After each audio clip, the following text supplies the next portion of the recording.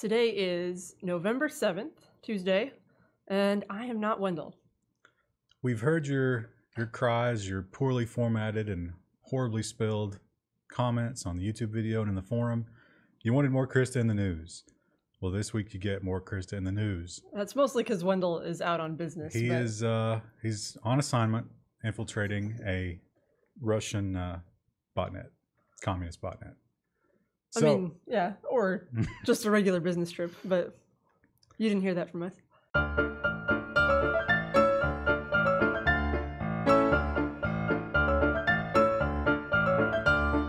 All right, so we got some special Krista-specific nuggets in the news.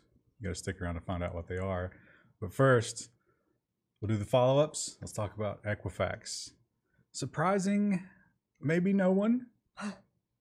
We've talked about how these guys, they suspiciously sold a bunch of stocks right before the hack was announced, and all four of them. Yeah, it turns out the SEC thought that was fine. Well, they did an investigation, and they did like 60 interviews with a bunch of different people, and they said every single one of them was fine. I think the last one to sell was like the very beginning of August, and the hack was announced the 22nd.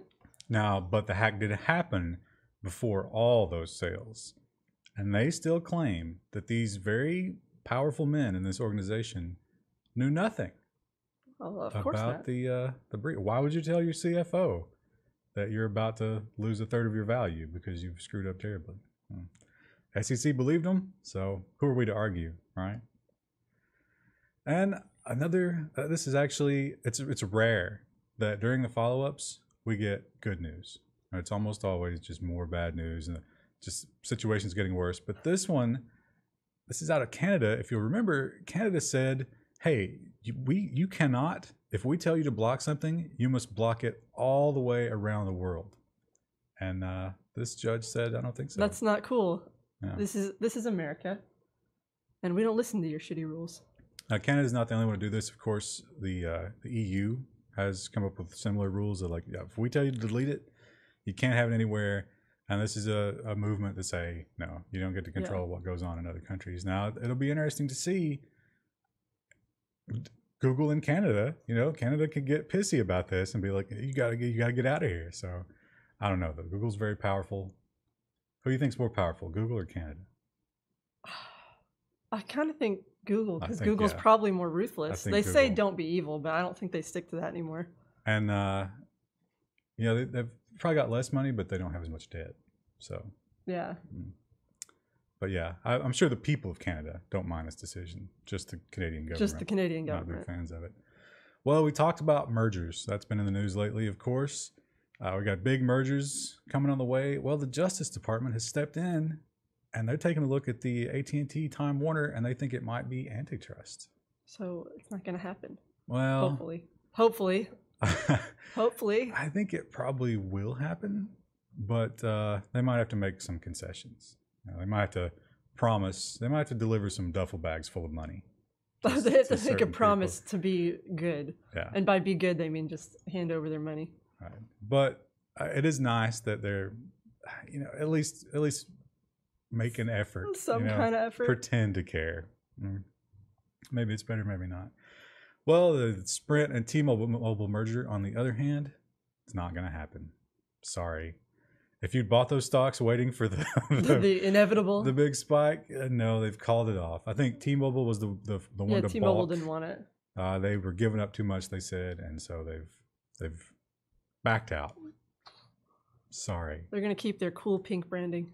Probably actually a great thing for wireless prices and wireless customers and everybody except T-Mobile and Sprint. So Appalachian Wireless still gonna make it. That's a local one around here. That's one. They bought all of the rights before anybody ever could guess that anybody would want that. Yeah, wireless in those areas, and they've become filthy rich from it. Smart people, not scrupulous, but smart. Well, Bitcoin. $7,000. Now we always check, right? What was it? It was like 7,500. 7,500 right before the news. Amazing. It just keeps on going. And of course, 7,000 was a new record. I think 7,600 is where the high water mark is right about now. It might have gone above that. Well, people were asking us in chat the other day, like, do you think it'll hit 10K by Christmas? And it's like, well, A lot of people have predicted 10K. Now we do have, I think they've scheduled, or not scheduled, but predicted the November 16th or around that time is the next fork. And that's the SegWit 2X. Whether or not the block is going to be 1 megabyte or 2 megabytes. And, you know, a lot of people saying that's going to knock it back down, but the last fork, it shot up in price. it doesn't seem to be decreasing anytime soon.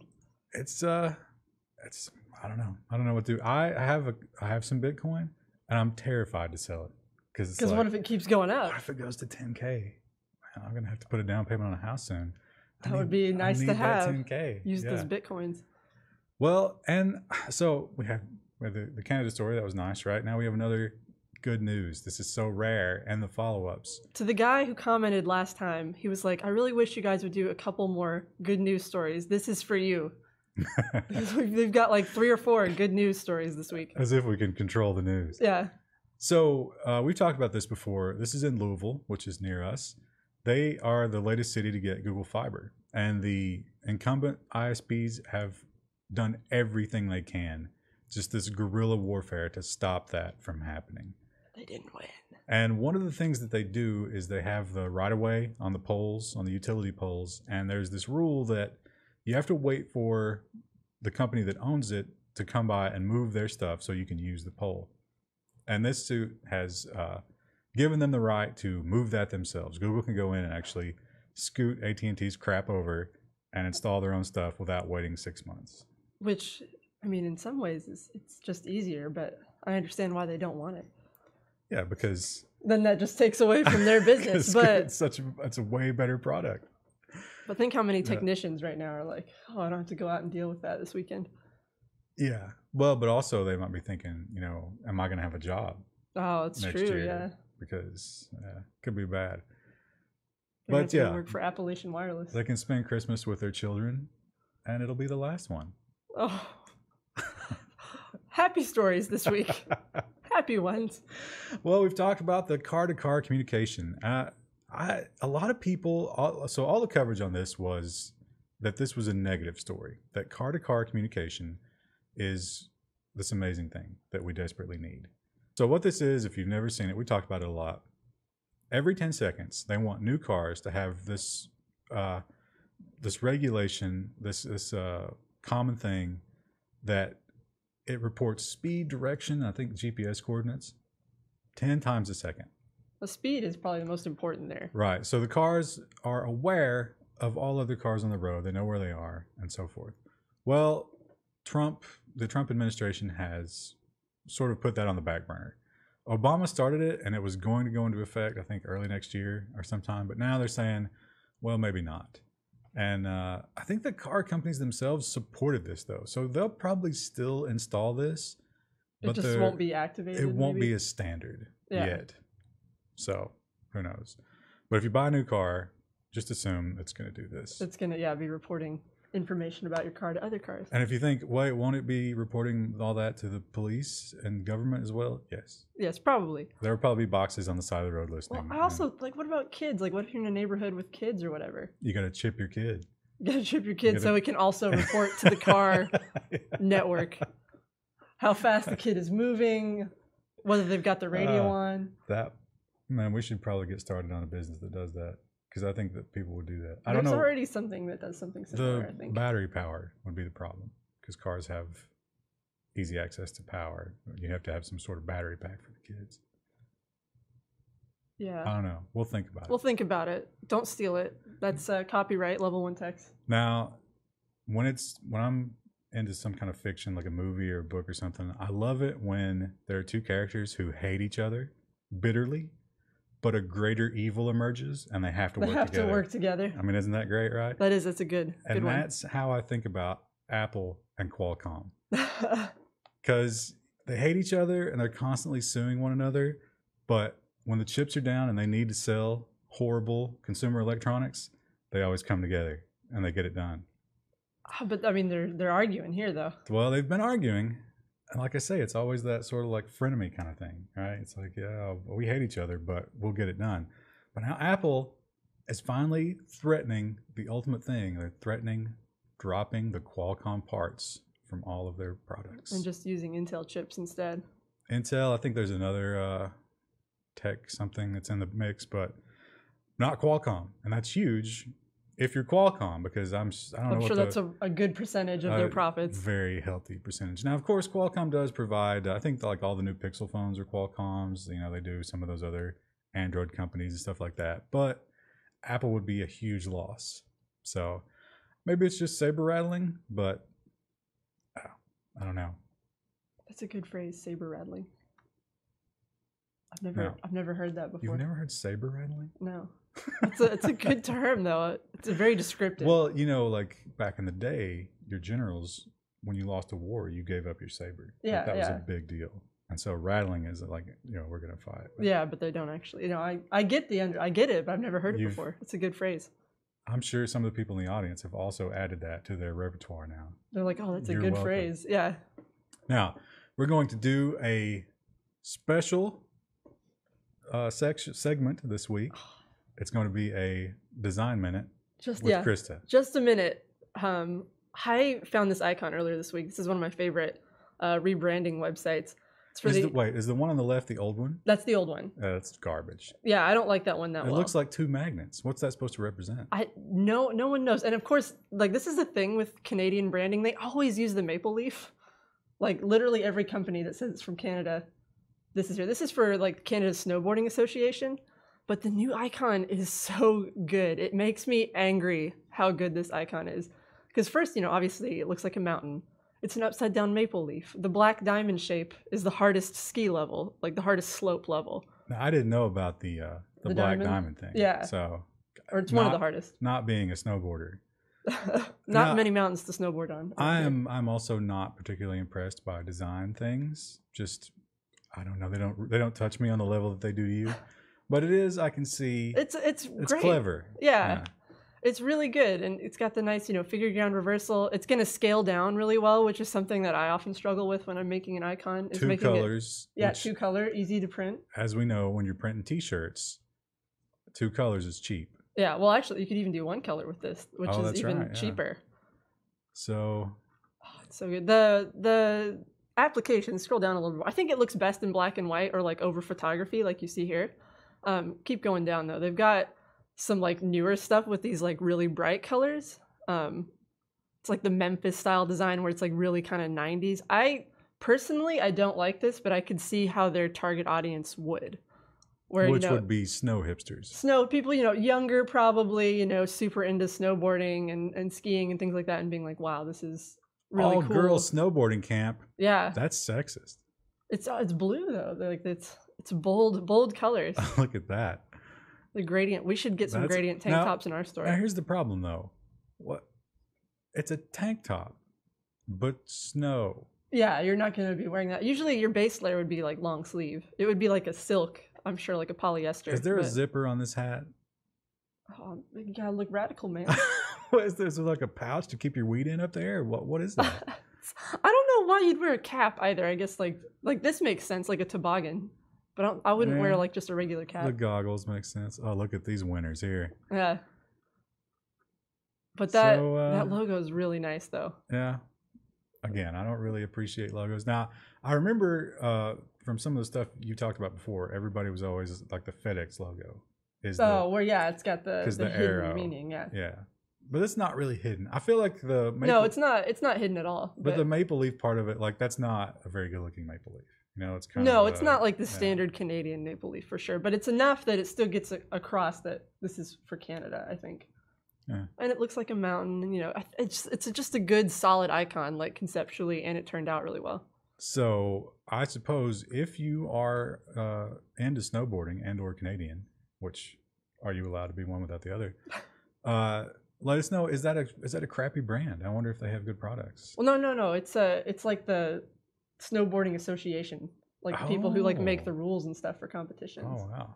Yeah. Mm-hmm. So it's very, very hip branding. I'm surprised that they got that kind of branding past a committee. I'm sure that's like massive, but I guess it's kind of a cool sort of brand. So I'm sure that they can kind of, it's younger probably. How old do you think the snowboarding committee is? Do you think there's probably like some 60-year-old guys on there who are like, they've been there since the start and they make the rules, but they're also hip? It's a good question. I don't know anything about snowboarding. We should have done more research on this story before we reported It's not it. important. It's all about the design. It is about the design, but you can get better appreciation for how hard it was to get it through the committee. Well, let's segue seamlessly into government stories from that, because it is a government regulator, right? Yeah, a well, snowboard not regulator. really a government regulator, but it's a regulator. What do they decide? Like rules and like competitions and I'm sure that kind of thing. Okay. Things of that nature. A governing body got their Twitter account deleted this week. In fact, I don't know if you guys have ever heard of this guy, Donald Trump. It's real obscure. Yeah, apparently he's popular on Twitter, and so there was a Twitter employee who it was his last day. Was it a he? I'm pretty well. I don't. It's kind of ambiguous the way they word it. I think it was a he, but yeah, I don't think they're trying to give any information on this guy, so he doesn't get a destroyed. Visit. Yeah. So on his last day, he decided he was gonna shut down Trump's Twitter, and he did.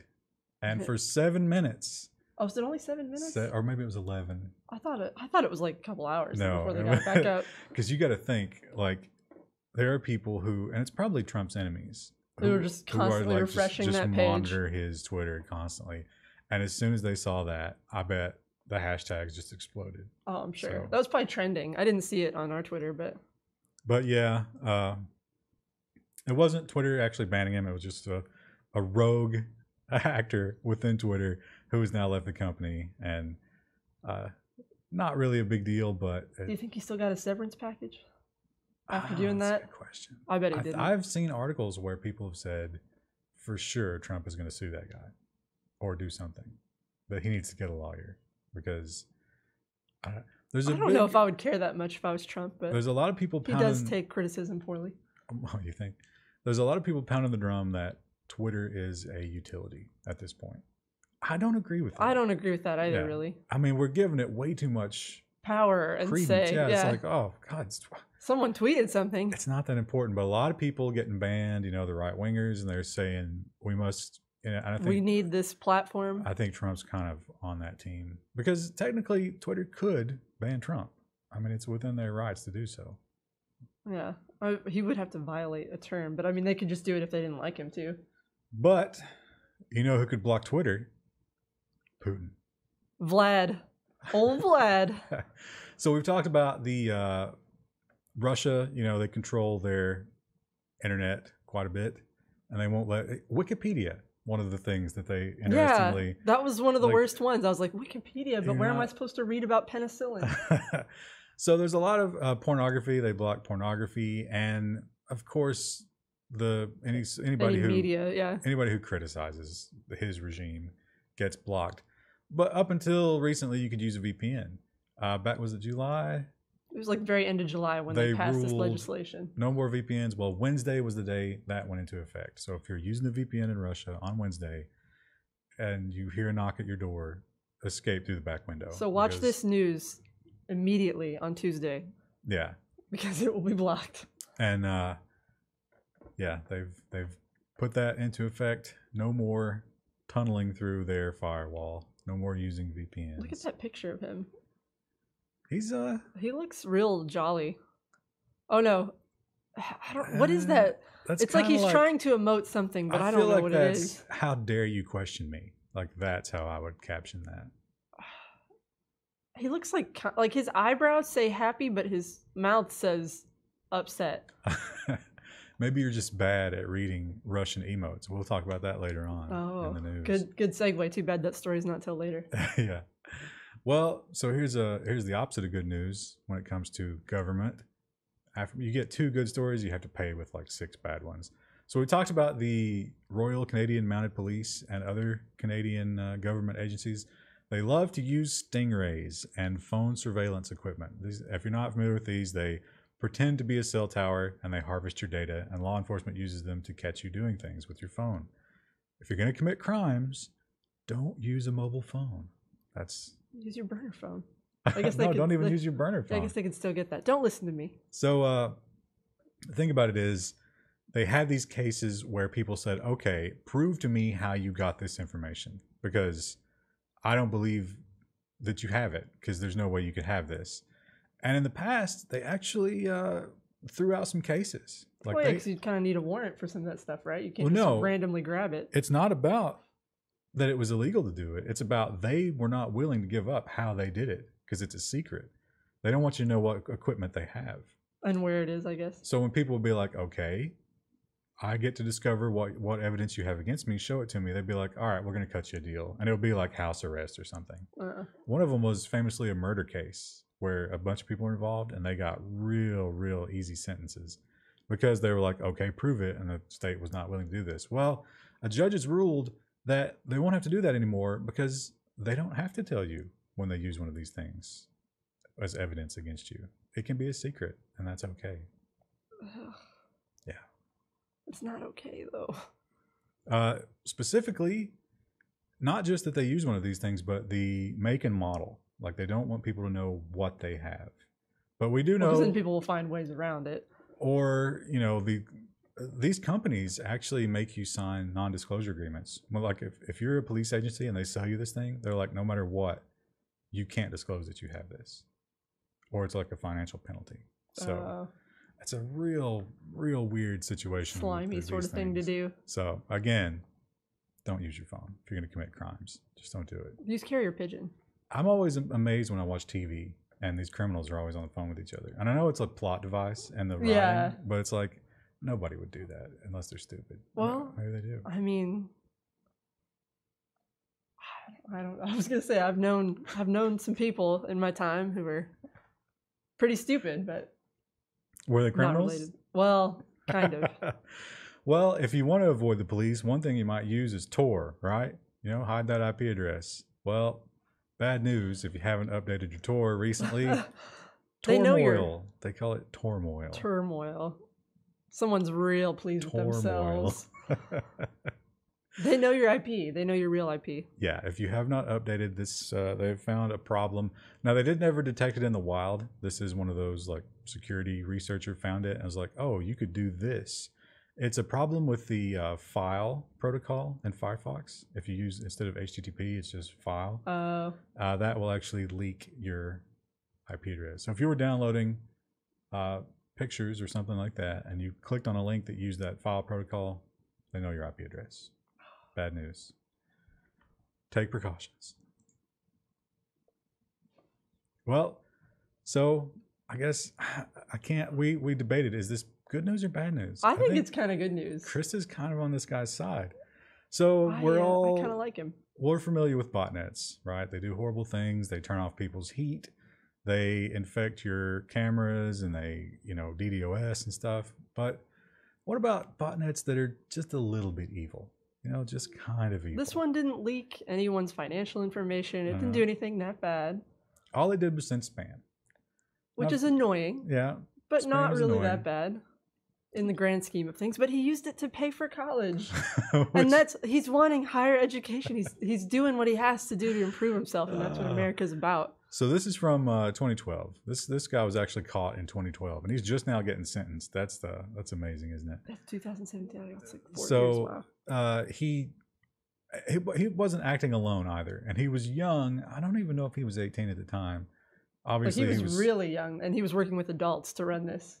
Somewhere around college age, whatever. But anyway, he had access to this botnet. He would sell access to it, so he wasn't even the one sending the spam. He was just selling you access to a botnet. Do what you want with it.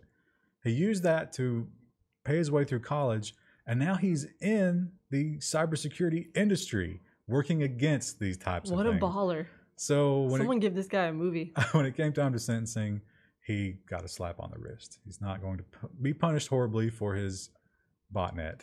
And violating the ICANN or whatever, iSpam Act can or whatever. Spam. Can spam, that's it. Of all the things. But that's definitely... the old ask for forgiveness rather than permission. Yeah. Definitely worked out for this guy. So I hope he went to a really expensive college. I hope it wasn't a state school. I hope he just took someone for all they were worth. Well, speaking of horrible security, of course, the new iPhone 10, which we like to call the iPhone X because Apple doesn't like that. It's got this great new feature where it just looks at your face and it unlocks. And it unlocks. Which, I mean, that's been around for a while, but it's the first time it's been on a phone, correct? Well, they claim that this is so good that, if you're wearing sunglasses or It'll still know you you. age, you grow a beard or whatever. And the problem is when you sign up, when you're a developer, you can add just one little OK box to your app and get people's faces off of their phones. You have to consent. You have to opt into it. Right. But I mean, who is paying attention to that on apps? Usually when people you just install it, them. It's going to be like, oh, terms and conditions. Yep, I read those. Okay, let's go. Apple's adamant that, oh, no, this is not for advertising. This is not for anything bad. And like, we'll make sure we kick apps off if they're doing anything bad with it. But I mean, they kind of have to catch them first. Yeah, they're saying it's for, like if you're going to play a game, it could put your face on the character in the game, that kind of thing. And yeah, there's going to be a lot of that. That's but kind of cool, I guess. We've seen a lot of, and one thing we've seen a lot of that makes this scary is where an app is popular and then somebody buys it. Oh, yeah, someone less kind. And they use that to push malware or steal your data or something like that. I'm sure that's going to happen. And all of a sudden, you've got, I mean, think about like these camera things that add filters and stuff like that. Yeah, it's got like your face Snapchat data and stuff. Yeah. And yeah, it's so use caution when using the face unlock. Maybe not all of you guys who are buying iPhone X's. Oh, they're out there. Do you think in our audience? Oh, yeah. I don't know. They won't always admit it, but they're there. I don't know. Well, continuing the horrible news. We just got to get through this segment, guys. No, it's endemic, as always. Every episode. So Verizon, we've talked about, this goes back to Verizon selling your browsing data, right? It affects more than that, but that's the big thing. And if you remember when that went down, the whole argument was you need to get rid of this on a federal level because states, they can make this decision on their own. You should not block us from selling data because it's going to be good for everybody, right? Well, a weird thing happened. After they got their way, of course, Ajit Pai has allowed them to sell your browsing data. That's happening. I think it already happened, if not very soon. And now cities are popping up. We've done the story about California. I think maybe New York was in there, but a bunch of cities California was definitely. They're like, okay, fine, we have the right to block you at the state level, and we're going to do that. So now they're like, states can't decide this on their own. It's which is weird because before wasn't it before? Like, it was like a few months ago. You were saying So they've written a white paper, and you can go and read it here. It's very it's one of those things you just get angrier the more you read it. Yeah.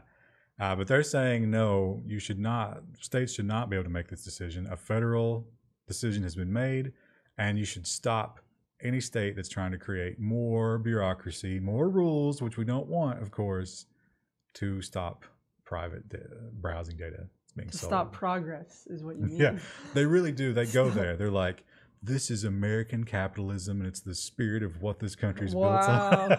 I didn't read the PDF. I just read the news article of it. So yeah, that's why it makes you angry. Now, well, okay, so we do have a short reprieve. This is one of your favorite stories. Yeah, you're still heated from that last story, but you need a little bit more heat. These guys in Russia have heated their house with Bitcoin mining. Now, it's not a huge house. I think it looks pretty tiny from this picture. 20 meters squared. Yeah, 20 square meters. But still pretty cool. I don't have any pictures. You have to watch the video. And we're not going to do that to you. They're heating this whole thing, and it's Russia, so it's not. I'm sure it's like cold. It said it was Siberia somewhere, like a small town in Siberia. So what they're doing now, we read about the French company that was we reported on that. There was a French company that was trying to do the same thing. They were not using ASICs though. They were using, I think, Intel processors. So they were going to install Intel processors in your home and mine cryptocurrency and let that heat your home. I bet their house is hotter than mine when it gets cold. So these guys are using ASICs to mine Bitcoin, and they're using a water loop under the floor. They have under the floor heating. So, smart. The ASIC heats the water cycles, and it keeps it warm. I think they said they made $430. They're using 2 miners, and they're making like just under $500 a month. That's probably enough to pay your rent in Siberia, right? Well, it's certainly going to pay the power. These guys are right next to a hydroelectric plant, so they have dirt cheap electricity. And yeah, just They're living the life. yeah, it's They're fun. living the dream. Now you could So I guess they're in Russia, so maybe not completely living the dream. wow. Sorry to our Russian viewers. Well, they can't watch this after Wednesday anyway, so You think YouTube's on the block list? yeah, probably. If Wikipedia is. Yeah, maybe. So this is for every, think about every 20 square meters of your house, you could add almost $500 a month. That would add up. I mean, some of that is going to be bled off by the electricity cost and the startup cost. I was going to say, the cost of getting that kind of system put into your house would be insane. And that house is very small. I don't think it would be too insane because it's just water, just pumping water. And the ASICs themselves would be expensive. But if you amortize that over 10 years, I'd say you end up making a decent amount of money and free heating. You're talking about buying a house. He's talking about buying a house. You think I can find one that's Bitcoin ready? Bitcoin ready? You should go to a realtor here in town and be like, I need this. And then just watch their face like, I need full solar and Bitcoin ready. There's nothing on our list that matches that criteria. Nothing on Zillow.com. They don't have that filter. It's like, okay, I want 2 bathrooms, I want a pool, 4 bedrooms, and Bitcoin. And Bitcoin ready. Well, Qualcomm. We talked about Qualcomm before. What are they going to do if Apple drops them? You know, it's like when your significant other leaves you and you just don't know what to do with yourself. You know, you're lost. It's a little heavy. And so, what are they going to do? They might run into the arms of Broadcom.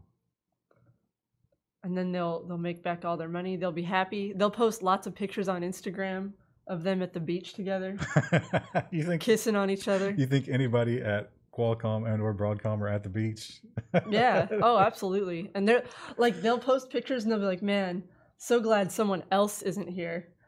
Oh yeah. Or they'll be drinking like apple martinis together. Or they'll have a fruit basket, but there won't be any apples in it. So this would be the biggest chip maker merger / takeover ever. And it would actually be really good for Qualcomm shareholders because, you know, they got that bad news. But on this news, the shares went up quite a bit because if you own Qualcomm, you're really excited about this. And that's really the angle this Bloomberg article takes. But I do wonder how this would affect the chip world because, you know, you're bringing the two big ones together. Ultimately not great for the consumer, but well, good for Qualcomm and maybe not great for Apple. You got to wonder if Broadcom could get back to the Apple table somehow. You know, get back in on that. If they were bigger, yeah, probably. We'll have to see. We'll do a follow-up story eventually. Oh yeah, that'll make big waves if it happens, or if it doesn't, it'll be something. It'll be something to report either way. Well, one thing now that Donald Trump has his Twitter back, he has something to tweet about, and that is he is going to kill, or the Republican tax plan, which of course he supports, is going to kill vehicle credit for EVs. That's bad news for one Elon Musk. Oh yeah, no electric vehicles. Now, other places have done this. Is $7,500 at most. It's not always $7,500. I think you get like $4,000, and then for every so many watts that you add to your vehicle or whatever, how big the capacity is, you get more money. And this is a tax credit. It's not like they send you a check, but if you can afford a Tesla, do you really need? You're probably getting withholding. Do you really need the credit if you can afford a Tesla? Well, of course, rich people don't pay taxes. Now they've had, I think, was it Japan or China? They got rid of credits for electric vehicles, and immediately everyone stopped buying electric vehicles. I mean, $7,500. If you think about it, if you could have gotten $7,500 off of your car, how great would that have been? Well, I would have had the car paid off by now. Yeah. So that is huge. People are excited about that, and if it goes away. Now, I don't think Trump's tax plan has been met with a lot of good vibes. No. Well, one of the other things they wanted to do was get rid of like tax credits if you adopt someone. Yeah, which I thought really sucked as someone who's interested in that. Well, you know, it's, to be fair, that's what he campaigned on. He was like, you know, all this extra crap is going away. So he's doing what he said, but I don't think it's going to pass. So if you want a Tesla, maybe now's the time. Now's not the time in terms of Tesla's productivity, but it might be the time in terms of a tax credit. I don't know how long something like that takes to sunset, but I'd look into it if I were interested in a Tesla, which I'm not. Yeah. Because we don't have any charging stations anywhere near us. Yeah, I guess not. The other thing that you might want to look into is upgrading to Windows 10. Now, of course, they announced that they were going to end the upgrade program, but there was a loophole. Yeah, you had to be disabled in some way. So if you pretend to be blind, you can still get your Windows 10 upgrade. Assistive technology is what they call it, and you just have to agree that yes, I need assistive technology. You can get your free Windows 10 upgrade, but not after December 31st. So you have until the end of the year. If you're buying a new computer for Christmas and you're getting an old OS on it, I don't know how that would happen. But it might. You must do this. You must pretend to use assistive technology within the calendar year. Does it automatically like set your icon size and stuff to be like obscenely large? Well, there's different old person mode. There's different kinds of assistive technology because there's like hearing and there's colorblind, vision. yeah. So it reads out everything you highlight. I don't know if it makes you choose like a version, but I'm sure it's easy to undo if you want to do that. Well, CNN. We don't often talk about CNN, and we don't like CNN. At least I don't. How do you feel about CNN? I don't really care about CNN. Do you agree with your president that CNN is fake news? I don't really agree.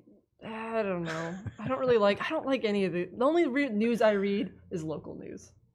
Wow.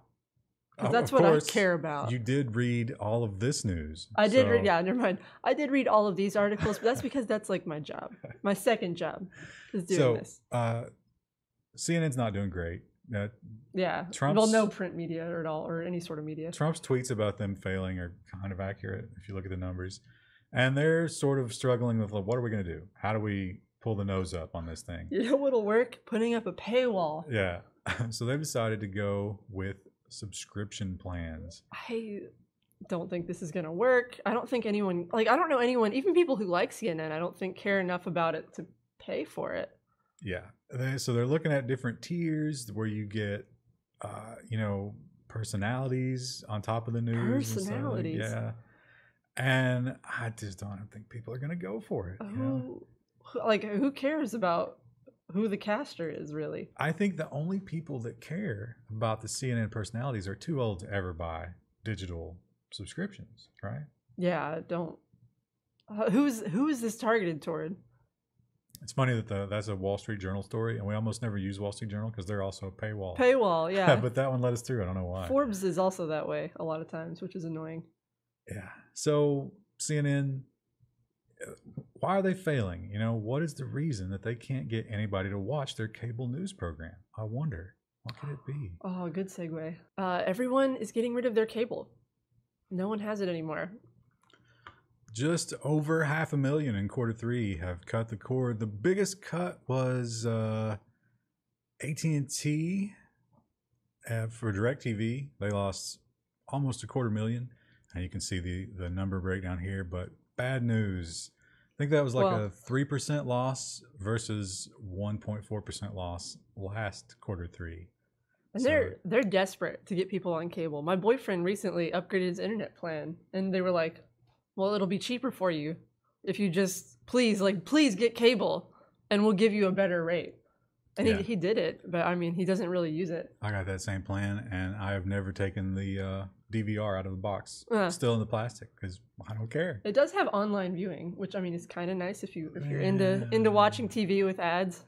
Yeah. I forgot how bad the ads were. They're really bad. I was trying to watch HGTV and it was like, oh. They've gotten worse because it's that, sort of a vicious cycle. They're trying to make more money by adding more ads. But people aren't watching because of the ads. Yeah. It's catch-22. Yeah. So, what are your favorite celebrities going to do if no one watches them on TV? Of course, I guess they're going to go to Twitter, but maybe there's another way for them to make money. Maybe they can advertise for cryptocurrencies. But maybe they shouldn't. So, the big Mayweather-McGregor fight, if you guys remember, as Mayweather was on his private jet flying home. With a bag full of money? Literally, a bag full of money. Had it stacked up, and he was like, I made so much money, but not as much as I'm going to make with this ICO. So And then he turns and looks at the camera. Yeah. Paris Hilton has done some ICO stuff. Various celebrities. Well, the SEC is saying this is actually not legal. Well, yeah, not only that, they're also like warning the public. They're like, listen, maybe it's a bad idea to take financial and investing advice from celebrities instead of actual people who know about finances.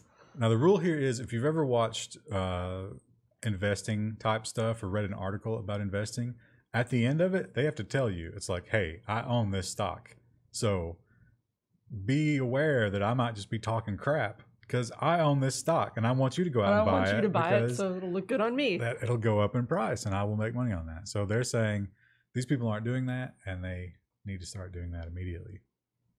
And another thing that they might need to do immediately is buy a Tesla, like we said, because you got to catch that tax break. But the problem is they can't make them fast enough. Well, yeah, and they have another big loss. They're cutting the Model X. They're cutting a bunch of stuff. They had to cut, like, what was it, 15% of their workforce as well? Well, they didn't have to. The workforce cut, they chose to. They claimed it was all about performance. Before Christmas? Yeah, performance. They say these people suck, even though there's a lot of controversy. That's what they wrote on the pink slip. You suck at job. Now, this Super S. What we're looking at here, though, is they're cutting back on those other models to try to build that Model 3. Because the Model 3, you know, that's like the cheapest one. That's the big one, the one they expect to sell. But they can't make them fast enough. And they've gone to negative cash flow of $1.4 billion. Now, this, of course, if that tax program does pass, that's going to be real bad. Because on top of that $1.4 billion, you're losing people who might have bought it just because they had the tax break. You think about all your cars are going up between $4,000 and $7,000 overnight. Bad news. That's bad news. Bad time to be Tesla. But I think he is very comfortable being in debt. I don't think he cares too much about that. He's got all that other stuff going on. Launching rockets and hyperloops. And launching rockets. I think he actually did restore power to Puerto Rico a little bit. So, like in a neighborhood or a city or? Some hospitals, I think he got back online. Good on him. Australia. I don't know if he solved the Australian problem. We got to follow up on that. We have an Australia story today. If you're watching this upside down right now. Now, what about? Let's talk about copyright. Right? We haven't talked about a good copyright trademark story in a long time. And if you weren't angry over the FCC Verizon white paper, this one should make your blood boil. So let's want to warm you up a little bit. Let's look at this photo. All right, this is from what was the name of the show? I don't remember the name of it. It's a very old show. Gunsmoke. But the story was that this network ran a news story about a really old like high school game, and there was a guy. It was a current high school game. Oh, was it current? But because it's older. High school, who has pictures of it? Yeah, because no one cares really. Right. So this guy was taking pictures of it, and on his Facebook. And the news station took his photos and used them without permission. That was CBS. Yes. So it was like a CBS local affiliate or whatever. And this guy tweeted and he was like, hey, stop doing that. And then they did it again the next time that high school played because he was like their photographer or something. So he eventually sued CBS because they used his photos. Without permission. You're not allowed to do that. Of course, CBS is a big champion of copyright and, trademark, all that stuff. So they can't really argue in the other direction. It's like, oh, we're allowed to do this because we're CBS. No, they've fought hard to champion the copyright stuff. Well, this gentleman, I think he tweeted or used this picture in some format, and they claim that was a copyright violation. Now, if you're thinking to yourself, well, Ars Technica used the picture, so... But they don't have a beef with Ars Technica. And if they have a way to rub this guy's face in the dirt, they're going to use it. When contacted about this, they did not deny it. They're like, hey, he sued us, we're suing him. That's just, it's pettiness. And we have more money, so we're going to win probably. Infinitely more money. So it's going to be interesting to see how that shakes out. I suspect if he went to him, he was like, all right, fine, we'll just both drop our cases. They would go for it, but that would still be a loss. It would be a loss. I want Judge Judy to preside over that case because I feel like Judge Judy would tell them about themselves. She would call them names. That's what I know. That's why I liked her show. Well, have you upgraded your Android phone? Are you getting the nag screen still? Have you gone and have you done it? I have not. Are you Oreo yet? I'm not Oreo. Well, if you did upgrade Oreo and you had an app with an adaptive icon, it sent you into an infinite boot loop, and you had to restore The worst kind boot of cereal. loops. The worst kind. So yeah, they've got these new adaptive icons, and there was a problem if you name the XML file the same as the image file for the icon, you would lose everything on your phone. Have to go back to factory settings. That's what a bizarre bug that is. Yeah, I bet the designers like kicking themselves right now too. the problem is this only happens in hardware. It doesn't happen in emulation. So they tested it, but they didn't test it in hardware. And they were like, "Oh, this is probably fine, and they pushed it live." And I wonder, when you have a horrible thing like this, is Nabisco, they own Oreo, I think so. Do you think they get a little upset? It's like, hey man, that's our we don't want our name. Yeah, we don't want our name associated with Oreos this. are all about goodness and wholesomeness and early onset diabetes. We don't want to hear about boot loop problems. Got to get the Numinos. Are they cheaper? No, they're the organic Oreos. 10 out of 10 would recommend. They're like softer. I remember reading that Oreos are not vegan because it's got like animal fat or something in it. I don't know if the Numinos are. I think they are, yeah. Oh, the Numinos are good though. That's the hipster's choice.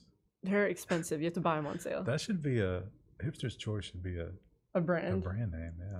How great would that be? You think like Great Value versus Hipster's Choice. Yeah, that'd be. Well, maybe Whole Foods, that could be their store brand. Was it Hipster's Choice. Another idea to copyright. Well, we got a little bit of hardware news this week. It's not very exciting. It's not. Wendell was like, "You guys have to cover this," and it was like, "Oh, okay." Not to me. I mean, we did a video on it as well. So the 1070 Ti or Ti, I can't remember which one they like. The marketing people are very serious. I believe it's Ti. Is it? They want Ti? I don't know. Well, people in our comments, I think, want Ti. It's big T, little I, so I would think that's Ti. Well, doesn't matter because we're not going to bow and scrape to the marketers. That's the last thing we're going to do.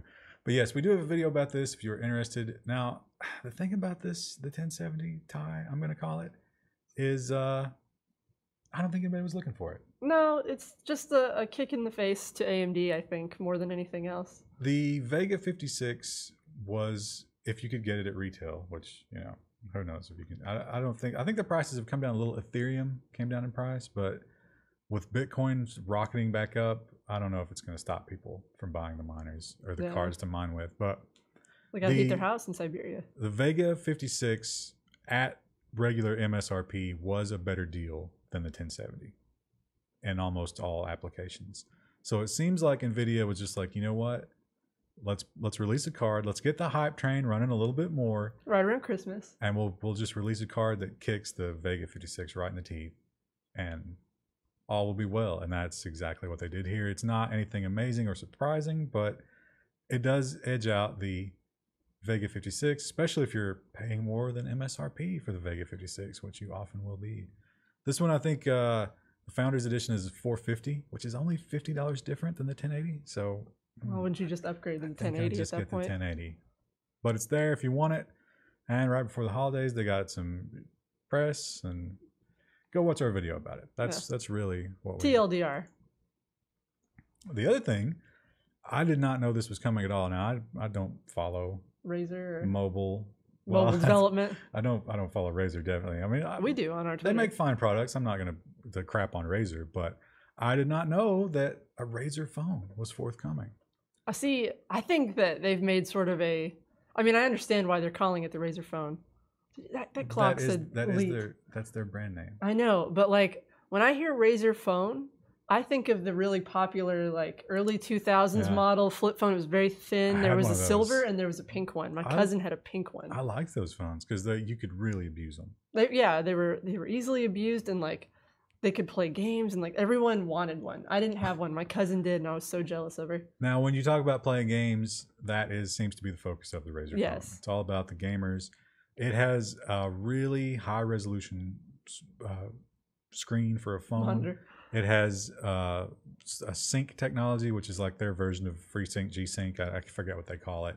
It's got really nice speakers, which is like how great can mobile speakers be? Well, and also, do you want to be on the train playing a game and Oh, I think harassing everybody with your amazing Razr I've phone? noticed more and more people walking around with just holding playing their phone music? and just playing the music. Well, on it's the probably speakers. people with iPhones, right? And they don't have headphones. They don't have a headphone jack. Can't afford the wireless. Well, the new Pixel also, you have to have wireless headsets. Ugh. Yeah. I mean, you can use the dongle, but who's The got that? dongle. So yeah, this seems to be geared toward gaming. Now, I have never been into mobile gaming. There's no way to control it. Pixel Dungeon is probably the only one that I really liked. Turn-based type games where you don't have to react quickly or, actively control. They're playable, but I don't know about this. It's also got a really nice processor. So if you're into mobile gaming, the Razr phone seems like it might actually be okay. It might be a good pick for you. I don't know. I don't think we will get one of those to test, but who knows? Who knows? Well, the rise of the machines. It must be monitored. It's like global finance regulators whose jobs are at risk because of the rise of the machines. Now this story is a little obscure, I guess I might say. If you read it, you're like, what did they just tell me?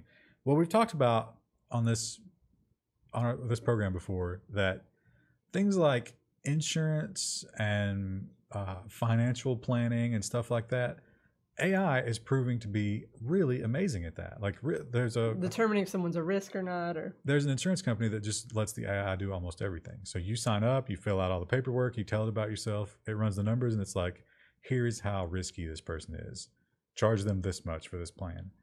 And again, it seems to work great. And you think about how much money do you save because you aren't paying any insurance people to deal with that. I think it even adjusts for like accidents and stuff. It figures out. It's like, okay, it'll know. We pay this much based on these facts about the case. Well, the powers that be, at least in London, are saying, hey, we need some serious regulation about this because it kind of seems like our jobs are going away. But they're saying it in a British accent, so it sounds much more authoritative. And they are taking the argument in a little bit different direction where they're saying, hey, this could get out of control. And what if the AI goes haywire and starts doing weird stuff? Somebody has to watch it. So, but you can almost smell the fear under it. Please, it's like, please don't take my job. I'm not qualified to do anything else. It's too late for me to switch careers. Don't let the robots take over. It's gonna happen. So very interesting. If you were in that line of work, you got to watch out for the AI coming for your job. I can see if the AI was just unmonitored and it started issuing, insurance plans for $1 covering, houses or whatever. But I mean, having one or two people to oversee that instead of a whole office full of people who are handling it manually. Well, they're saying government regulation, so you're going to have to. You can't have any AIs going crazy because you have to prepare documents. It just seems like more bureaucracy. It is more bureaucracy. That's what that is. Unfortunately, it will. They'll probably get away with it, and they won't have egg on their face. A beautiful, wonderful segue to NVIDIA neural network generating photorealistic faces. Oh, this is pretty impressive. Now they do look really good. That's one of the things we noted about it. They do all look really good, don't they? Like these are very attractive. It's like, people. wow, look how beautiful they all are. This girl up here, she's got crazy eyes. That's not bad though. No, she's fine, but she's got the crazy eyes. So what you're looking at compared to everyone else here. What you're looking at is pure people, AI created human beings, faces. Faces, not humans. So images. These people don't exist, but what they did is they took celebrity photos. That's why all these people are so good looking. And they did machine learning on the celebrity photos. So they have one chip that creates the faces, and then they have what they call a discriminator, which sort of looks them over and is like, no, this is wrong. This is not human. A literal discriminator. Yeah. And so it sits and they go back and forth until they build one of these really beautiful models. They didn't have Gary Busey with his crazy eyes in this set of photos. Well, he's just one guy, so he's going to get filtered out as a. he's going to be discriminated against. To be beautiful, you have to be symmetrical, and he is not. So he's not symmetrical. The discriminator is going to toss him right out. What's kind of impressive about this as well is like in the photos, like they have people at different angles and stuff. Like it's not just like head-on photos. Now there's one like in the top left where like her head is like blurred. Yeah, they did say that warping and blurring was something that could happen with this. But you see, you got some Over here stuff too, here. yeah. But really, so let's say you generated all these, you throw 2 of them out, right? Yeah, that's still a really good success rate. Really cool. So NVIDIA, now you're thinking, why would you use this? Well, things like video games where, you know, on the fly. Generating NPCs. You can have you're going to populate your world with real faces, different faces every time. So nobody's playing the exact same game. Kind of cool. And of course, you know, more and more as we go into using this kind of thing for movies and broadcasting and stuff like that. You could, like, if you've seen the face rig where they use like the cats and the Twitch streamers. Oh yeah, I know what you're talking about. So, as soon as you said cat, I understood. I was like, oh. Yeah, they got that little Russian blue cat that everybody uses, and it's really weird, real uncanny valley. But imagine, because these are mathematically produced faces, they could probably adapt that pretty easily, and all that you just render up a new beautiful persona. Twitch stream is that person. Wow, that would change Twitch, wouldn't it? Like, everyone on Twitch is beautiful. How weird. They would have to add boobs. You'd have to be able to render boobs. That's true. Well, if that's only if you want to be in the IRL category. Who doesn't? Who doesn't want to be at the top of IRL? Well, it's not just faces that they can create with AI. They can also create horror with AI. Horror stories from Reddit posts. To be fair, most like Reddit posts from like No Sleep are kind of the same anyway. They're pretty formulaic. So, well, isn't the real horror having to read 140,000 Reddit posts? Yeah, that is with all their misspellings and this and lol and gilded. I'm sorry. There was one story. The picture on this one that it came up with. It was funny. Always there was one whole tweet of no, and then hashtag your turn. So what some MIT people have come up with machine learning that took these Reddit posts and figured out how to start horror stories.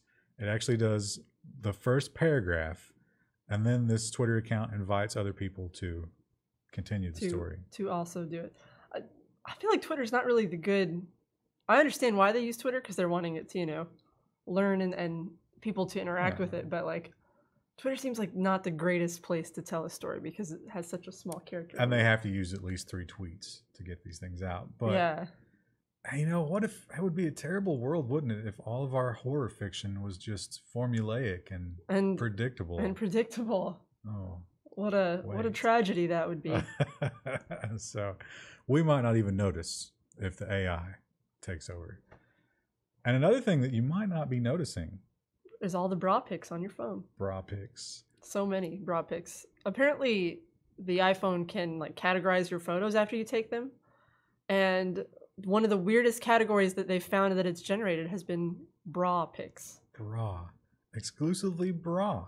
No panties. Well, just bra. So this is not in the cloud, so it's maybe not a huge security risk or anything like that. It's still bizarre. But if you take some sexy selfies as a lady or a guy, if you're wearing a bra, you can wear a bra. It's going to categorize those on your phone with a tag that says bra and keep them together for your future browsing. What if you're like looking for something else, like brain? And then will it pull up bra first and then everyone has to see your sexy bra pics? Do you think a lot of people are taking pictures of brains? You don't know. If you're a cross-dressing serial killer, what if you have a category for brand cereal? Brand cereal? I don't know if the AI would be good enough to get that. They would just say cereal. Or food, maybe. This is, of course, impressive machine learning that it can spot a bra pic. And we all know there's lots of bra pics out there. But apparently it will get a little confused by tank tops. Any sort of low-cut blouse, I'd imagine. It wouldn't understand. If it sees cleavage, it seems to count it as a bra. But still kind of cool that your phone is just in the background. It's just helping you. Judging you. Slut-shaming you for taking those pics. Oh, I'm sure that'll be the next article. And, it can't scan your brain. But what if it could? What if we could scan your brain and figure out if you're going to kill yourself? This was a study done, I can't remember where it's done, but it was done on 30 different people. 15 people identified themselves as not being suicidal, and 15 identified themselves as being suicidal. They were putting in, it was an MRI machine. Yes, MRI machine. And Well, those 15 people were in therapy, and they'd admitted to their Okay. therapist they thought about suicide. And they were shown various words, most of them relating to like death and stuff. And then they took pictures of their brain as they described what that word made them feel. And this study that they did, basically, I think it was 100% accuracy? 90-some% accurate. So what they did is they took all those scans and they fed it into the machine learning, but they kept one out randomly every time. And then based on that machine learning, they'd ask it about that one. And it had like a 97% success rate of in saying, determining. I think this person's going to kill themselves. Now, of course, that's out of 30 people. It's a very small sample size. But it is a medical study. incredible what they could do and figure out, what you're thinking about. And kind of terrifying. I mean, in terms of like practical applications, I feel like it would No. just be quicker to just do the therapy. But Yeah, it costs a couple of $1,000s to do all the imaging that you need to figure this thing out. am I sad or am I not? Let me do Yeah. thousands of dollars worth of tests. I mean, I'm sure a lot of people would argue thousands of dollars to save a life, but I don't know if you're guaranteed to save this life. Well, you know? yeah, I mean, it's just diagnosing it. It doesn't treat it. So I think counseling probably still the way to go. But But you do have to wonder if there will be a day when an MRI can just catch you in a lie or figure out if you're well, that day came in House MD, a communist. which is a fantastic show that got Which- destroyed off Netflix. Which is, of course, always accurate with reality, just Yeah. like Star Trek, as we found on this this newscast. Well, I'm glad to say that's the end of the bad news. Well, there's a little bit of bad news, but it's funny bad news. Yeah, it's all But good, kind of good stuff. Fun Before we stories. get to the feel good stories, we need to have an Overwatch minute with Krista. Woo!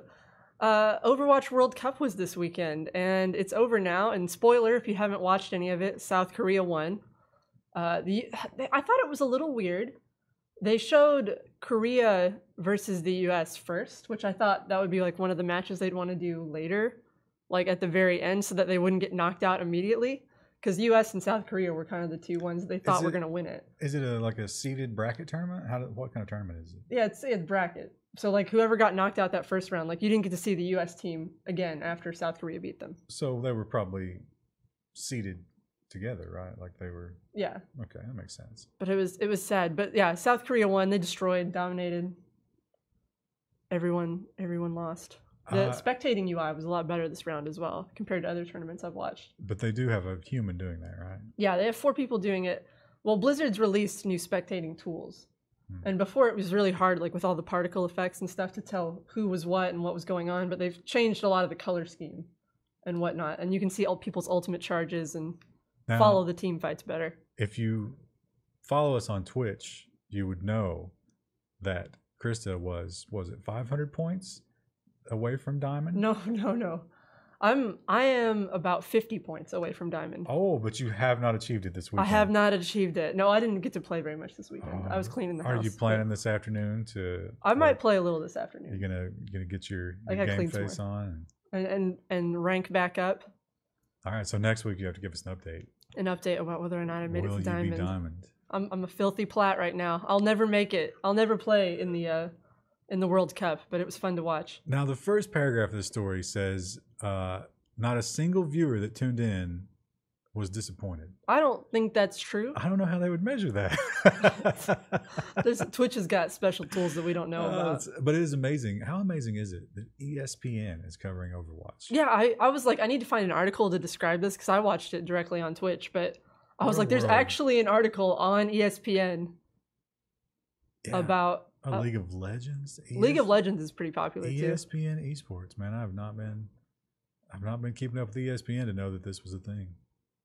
BlizzCon was this weekend, so they had quite a few tournaments going on. Now that, of course, means new skins, right? Have New you got the new skins. skins? No, then they've announced some, but they haven't released any yet. They've also Oh. released a new support character, which I'm excited to Tease. try out. Oh, what's this character's story? She's Irish and she's a geneticist. She's kind of like an evil character. She has a life steal. Is she alcoholic? I don't know enough about her lore to say, but I'm just gonna venture and say yes. She doesn't have a very strong Irish accent. Like I didn't realize she was Well, Irish at first. That would be a horrible, horrible stereotype, and we would not support it here at Level 1. But you know what else is a horrible stereotype? Australia being filled with monsters. Australia the animals hating the humans and constantly wanting to kill them and or ruin their lives, which ruining your internet cockatoos, kind of yeah. ruins your life. Now, Cockatoos chewing on wires. Look at him. Look Look how happy he looks. Because he just chewed up some wire. That's why. So cockatoos, it turns out they like to sharpen their beaks. And one great way to sharpen your beak apparently seems to be fiber optic infrastructure. You should show him the picture, because the picture tells the story better than we ever could. There it is. Like just the like frayed bits of wire, like the fluff. I wonder why it's pink. I don't know. Maybe it's like to make it more visible, but isn't everything like deserty? Maybe. Well, I noticed that the cockatoo is pink. Maybe they like it for that reason. They're attracted to it. But apparently it does sharpen their beak very well. So this did hundreds of thousands of dollars worth of damage. And of course, Australia, they're known for their vicious animals, but they're also known for their terrible internet. Their crappy internet. So a real bad double whammy for poor Australia. They are going to put protective casing on their cables, but it's going to cost them a lot of money. What if that just sharpens their beaks better? Could be. What if they're on Tweeter telling the other birds to go sharpen their beaks? Is Tweeter the bird version the bird of Twitter? Twitter, yeah. Maybe it's just blabber, like human blabber. Do they have a human icon? Yeah, it's just like the normal user interface icon of like the person. Yeah, that would be something. What if the casing gets their beaks so sharp that then they can finally... They just chomp right through it. No, it's their final form, and they begin killing humans. That's a world I don't want to live in. I think that's going to happen. Well, of course, having Krista around, that gives us special insight into user interface and design choices. So I thought this story would be fantastic for her to give us some... Oh, they don't show you the UI, though, so I can't say for sure. But basically what happened, this is actually very sad. It was a lot of people died, like 10 sailors died, because the UI on the ship was so bad that the captain accidentally assigned some people where they shouldn't have been, and essentially the ship ended up spinning and hitting another ship. Yeah, if you look at this layout here, the commanding officer can route control of the ship to any one of these stations that's represented by the little circle. And there was a number of problems. So the throttle of the ship and the rudder of the ship can be commanded separately. He meant to only transfer the throttle to a different station. He transferred both. And then the station that was transferred to, it's a twin engine setup, like a riding lawnmower.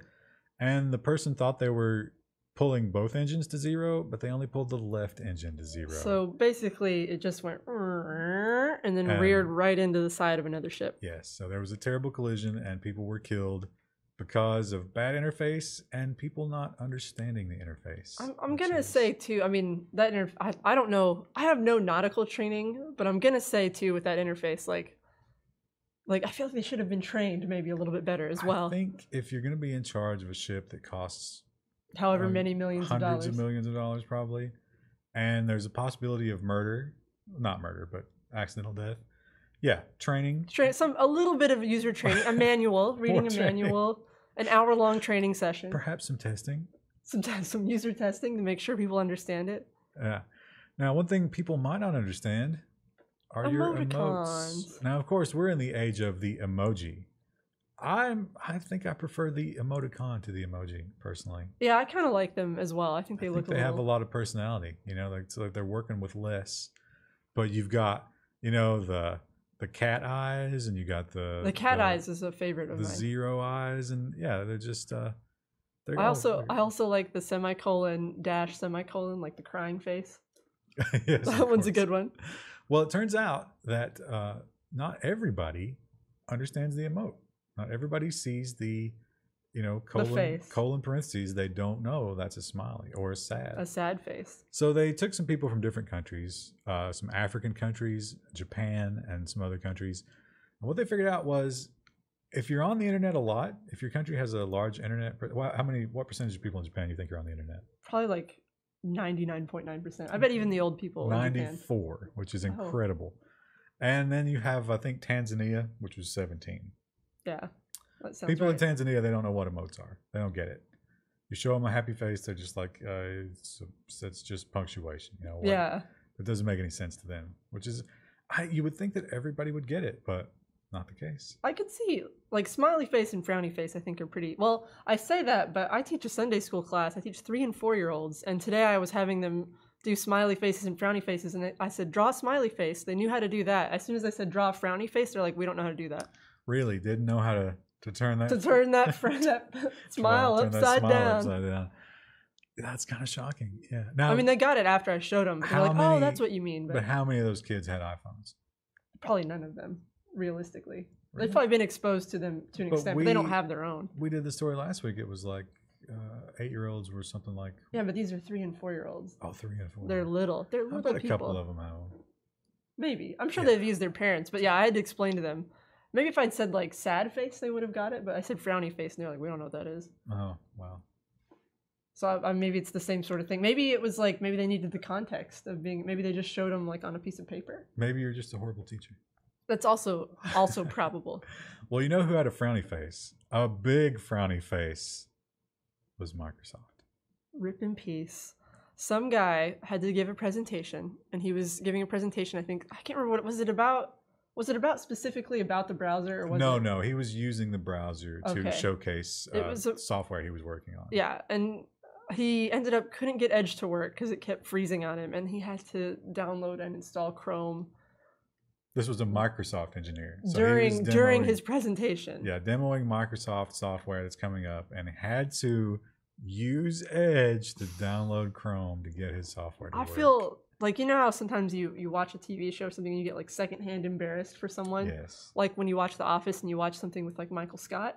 That's how I felt reading that article. Yes. I got secondhand embarrassed. That's you can watch the video. It's very funny.